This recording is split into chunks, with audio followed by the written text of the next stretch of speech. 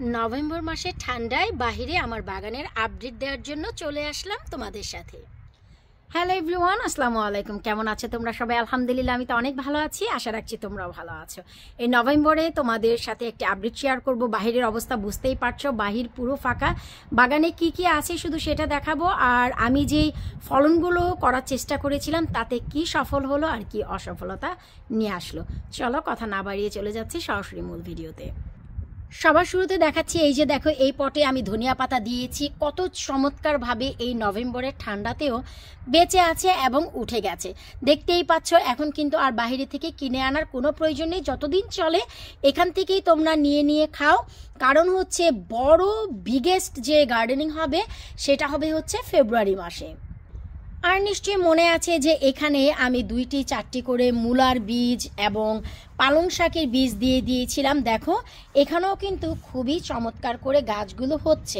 এখন যদি এগুলোকে নেড়ে সেপারেটলি কোথাও লাগিয়ে দাও, খুবই সুন্দর গাছ হবে, যেটা আমি করব। আর কিছুদিন পর আরও একটু বড় হলে আমি সেপারেট করে শুধু পালং শাকটা লাগিয়ে দিব, আর মূলা শাকটা হচ্ছে খাওয়ার জন্য, শাক খাওয়ার জন্য। এগুলো বড় হলে কিন্তু এমনিতেই খাওয়া যাবে। এরপর আমার ডাঁটা শাকের বেডে আমি বেশ কিছুটা মূলার বীজ দিয়েছিলাম, দেখতেই পাচ্ছ। অনেকগুলো কিন্তু সুন্দর উঠেছে। আর আরও কিন্তু দিয়েছিলাম আমি গত 2 সপ্তাহ আগে অক্টোবর মাসে বাচ্চাদের স্কুলের হাফ টার্মে ম্যানচেস্টার গিয়েছিলাম বেড়াতে। এসে দেখি স্কোয়ারেল আর হচ্ছে বিড়ালে মাটিগুলো ওলট পালট করে সব দেখো তুলে রেখে গেছে, কিন্তু বীজ থেকে কিন্তু ভালো মানের গাছ পেয়েছি। শুধু তাই না, বড় বেডে যে আমি পালং শাক দিয়েছিলাম সেখানেও খুব সুন্দর করে দেখো পালং শাকগুলো হচ্ছে। এগুলো ইনশাল্লাহ উঠবে, হবে। মাত্র তো কিছুদিন হয় দিয়েছি। আর এ বেডে দিয়েছিলাম হচ্ছে ধনিয়া পাতা। ওরে আল্লাহ, মাটি ওলট পালট করে একাকার করে ফেলছে। তারপরও দেখো এই যে মাঝখান থেকে দেখো ধনিয়া পাতাগুলো কিন্তু বের হচ্ছে। সো যাই হোক, যেহেতু আমি বাসায় ছিলাম না, এই ক্ষতিটা আমার হয়ে গেছে।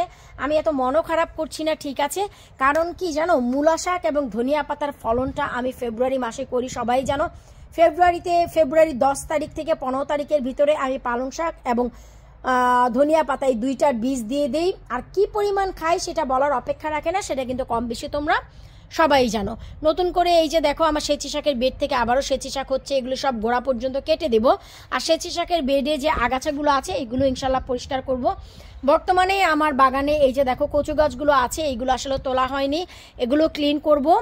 আর এই যে এখানেও একটি পটে যে দেখো আমি পালং শাক দিয়েছি, এগুলো কিন্তু খুব সুন্দর করে হচ্ছে। নভেম্বর হলেও দেখো কচু গাছগুলো কিন্তু কত চমৎকারভাবে কৃষ্ণকচু এবং কালো কচুগুলো হচ্ছে। এগুলো আসলে এই যে পাতাগুলো সব পড়ার পর যখন কোড়াবো না, তখন এগুলোকে আমি সর্ট আউট করবো। আর এই যে হট লেমনটা আমি গাছে রেখে মরিচগুলো পাকাতে সক্ষম হয়েছি। দেখো গাছটা কিন্তু একদমই মরে যায়নি। আমি জানি এটা মরে যাবে, এটা ওভার উইন্টারিং করবো না, যেহেতু পেকে গেছে। বীজ থেকে ইনশাল্লাহ নেক্সট ইয়ার আবার করে নিব। তো এখন হচ্ছে এই যে দেখো বীজগুলো কালেক্ট করতে পারবো, যেহেতু গাছ পাকনা মরিচ। আমি খুবই খুবই খুবই হ্যাপি। আর এই যে আমার মুখী কচুগুলো, সেগুলো কিন্তু দেখো রয়ে গেছে। আবার এইখানে যে কচুগুলো, কালো কচুগুলো, সেগুলো রয়ে গেছে। দেখো পাতাগুলো নষ্ট হয়ে যাচ্ছে। আসলে এগুলোকে তুলে, ডালগুলোকে আমি তুলে আগামী কালকেই দেখি প্রসেস করতে পারি কিনা। আসলে সময়ের জন্য কিছু হয় না, তোমরা তো জানো কত ব্যস্ত থাকতে হয়। এই যে দেখো ঠান্ডার ভিতরেও তারপরেও দেখো আমাকে কিন্তু এই যে অল্প স্বল্প করে গার্ডেনিং করেই যাচ্ছি। অনেকেই আমাকে প্রশ্ন করেছিল, আপু এই ঠান্ডায় কি হবে কিনা। এই হচ্ছে রে ভাই নভেম্বর মাসে আমার বাগানের আপডেট।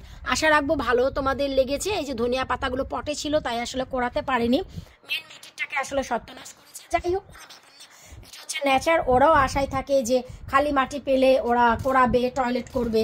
তাই আসলে এটা কিছু বলারও নেই, এটা আসলে কিছুটা সহ্য করতে হয়। ওরাও যেমন অপেক্ষা করে, আমরাও গার্ডেনিংয়ের জন্য অপেক্ষাই করি। বাহিরে আসলে এত বেশি ঠান্ডা যে আমি ঘরে চলে আসলাম তোমাদের সাথে কথা বলার জন্য। আর এই ভিডিওতে আমি আরও একটি তথ্য তোমাদের দিয়ে দিই, হয়তোবা তোমাদের উপকারে আসবে। আমি হচ্ছে মোট 25টি পট রেডি করেছিলাম এই সেচি শাকের। এটাকে অনেকে হেলেঞ্চা শাকও বলো, এলিচা বলো কেউ, তো যে নামেই ডাকো না কেন, আমার কাছে এই লাস্ট 5টি স্টক আছে। তোমাদের লাগলে তোমরা ঝটপট করে lavanikichen.co.uk আমার ওয়েবসাইটে গিয়ে তোমরা অর্ডার করতে পারো। সেখানে এটা অলরেডি স্টকে আছে।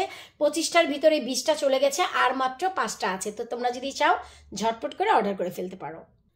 আশা রাখবো নভেম্বর মাসে মেইন বাগানে আমার যে গার্ডেনিং হচ্ছে সেটা দেখে তোমাদের ভালো লেগেছে।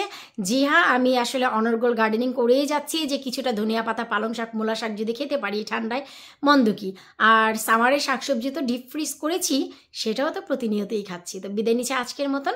তোমাদের কার কার বাগানে কি কি বীজ হয়েছে, কি কি গাছ হয়েছে আমার সাথে সব কিছু তোমরা শেয়ার করবা ভিডিওর নিচে বা আমার টাইমলাইনে অথবা আমার পেজে। বিদায় নিচ্ছে আজকের মতন। আল্লাহ হাফিজ।